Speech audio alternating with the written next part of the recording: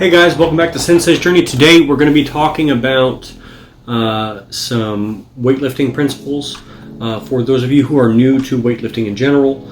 If you are trying to train for size, you need to train differently than if you're trying to just train for strength or if you're doing endurance training. So we're going to talk a little bit about that today, and today we're going to talk about primarily how to get big. So we're going to talk about hypertrophy training or training for size, muscular size. And you can be big and not muscular. You've seen a lot of fat guys who don't have a lot of muscle, and so they don't necessarily mean the same thing. So when we're talking about muscular strength, you have to train in a certain way to maximize muscular strength gains. Now that doesn't mean that you're not going to get Did I say that? You need to train a certain way to maximize muscular size gains. You also need to train a certain way to maximize muscular strength gains, but size gains is what we're talking about today. So when you train for other things like training for strength, you will also get an increase in the size of the muscle. Or when you're training for muscular endurance, you will also get an increase in the size of the muscle. But it's going to be dependent upon how close to the rep range, time under tension kind of things that you're that you're looking at. So, for instance, if you're training into the 1 to 5 rep range, 1 to 6 rep range or so, you're training primarily for muscular strength. You will get some size gains off that just by virtue of the muscle getting stronger. But when we are looking at the particular rep range for the adaptation of the size of the muscle growing, we are looking at the rep range of about 8 to 12, sometimes 6 to 12. It depends on the speed of the repetitions. But primarily people mostly train 8 to 12 reps to get hypertrophy. So, and it needs to be good quality reps. We're not talking about like banging them out and bouncing off your chest or using your knees like a trampoline. So it's really about making sure that you're doing the rep well. So that's probably 3 to 4 seconds per repetition to make sure that you are getting enough muscular tension to promote the adaptation that you're looking for. So when training for muscular strength, so you're looking for 65 to 75% of your 1 rep max for that 8 to 12 rep range. And there's a lot of discussion about how many sets and whatever else, but at the very beginning, don't go too many sets. 2 to 3 sets is perfectly fine. Big muscle groups. So like compound movements, bench, squat, deadlift, pull up, things that are going to compound that use multiple joints instead of just isolation movements like bicep curls. Nothing wrong with a bicep curl, but if we're talking about building muscle, we want to try to elicit that efficiently, and so that means lifting more weight. So you do the larger muscle groups in with those compound movements, and then you add the isolation movements in order to kind of like work the smaller muscle groups more specifically. Still using those same rep ranges. Now that doesn't mean that you only work out in those rep ranges because, like I said, you do get benefit from working in a lower rep range with a higher weight, and you do get benefit from working in a higher rep range with a lighter weight. It just depends on what your goals are, and it also depends on what your level is. Because a lot of people who are just starting don't need to be touching weights that are 1 to 6 repetitions. If you're just starting, sometimes 15 to 20 repetitions with a lighter weight is good enough. You're going to be able to build some decent endurance. The muscle's going to get bigger, and you are going to get stronger. Especially at the very beginning, the first 6 weeks of training, the primary adaptation that occurs in that first 6 weeks of training is primarily neurological. So you're going to get what people call muscle tone in that first 6 weeks, because the muscle is going to learn how to fire properly in that time period. And when it learns to fire properly, it's going to have a little bit of it's going to go from that flat kind of flabby look to more of it naturally looks like it might be flexed a little bit without you having to do anything.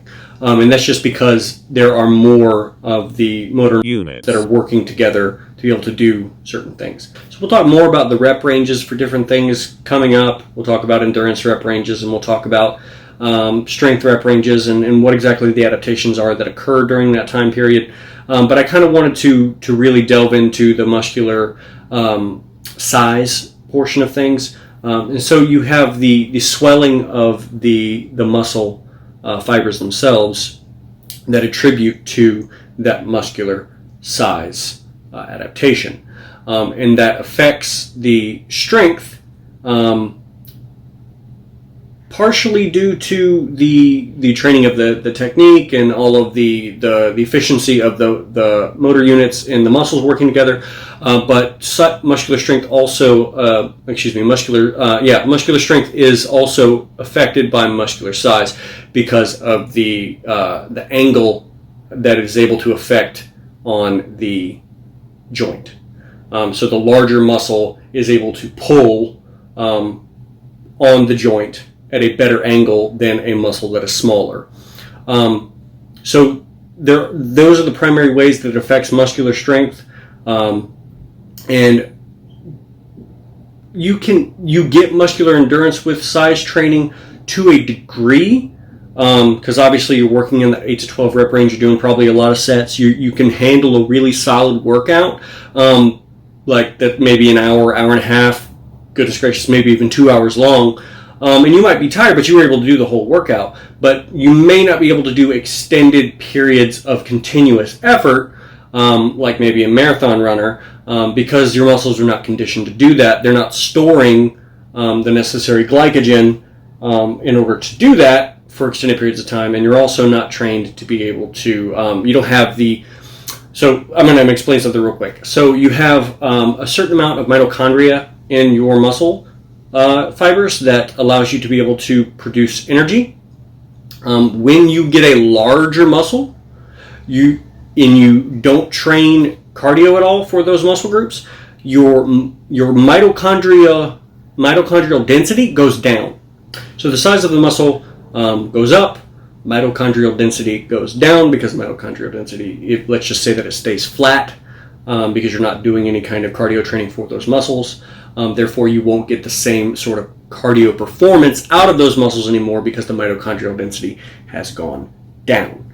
But if you continue to do cardio work with that size training, not necessarily in the same session, then you can most of the time keep the mitochondrial density of those muscle groups being relative to when you first started training. So you can get stronger, get bigger, and not necessarily lose all of your ability to run or swim or do anything like that. Although if you do get a lot more muscle, you will have a harder time staying afloat in the water. So do keep that in mind. So that's one of the things about specificity of training. When you are training for a specific thing, strength, size, endurance, whatever it is, you are going to get really good at doing whatever that thing is. But that also means that you might be less good at doing something that is very different from what you are training. So if you are only training very, very heavy lifting, you will have a very hard time running a marathon. If you are only training for size, you might be stronger. So let's say you have a 275-pound man with like 5% body fat. He should be super, super strong, but he might actually get outlifted by the 185-pound guy, because the 185-pound guy is only training for strength. He may not be able to do the same kind of workout that the bodybuilder can do, because the bodybuilder's been trained to do that much volume, but it's entirely possible for a 185-pound man to lift as much or more than a man that weighs much more than him and has more muscle mass. And that doesn't necessarily mean that the muscles are for show. They're just for a different thing. And it's also been shown that if a bodybuilder trains for strength within about a 6-week time period, they catch up pretty quickly to the guys who have not been, who have only been training for strength. And that's primarily because they've already got the muscle mass there. They're just teaching it what to do, because strength is primarily a neurological adaptation. And we'll talk more about that on a Sensei's journey about just strength. But don't ever let anybody tell you that size is for show or it's bad or anything like that. Size is just another adaptation that we're capable of having that is good for certain things. Is it necessarily good if you're a, trying to be a boxer to be, muscle bound? No, well, no, not necessarily, because all that muscle takes energy and you're going to gas out in like the 7th round if you even make it that far. But at the same point, having a lot of muscle mass is great for a football player. It's fantastic for a football player. Having a large amount of muscle mass is great for a wide variety of contact sports that are, high intensity but low duration. So it really just depends on what you're trying to do.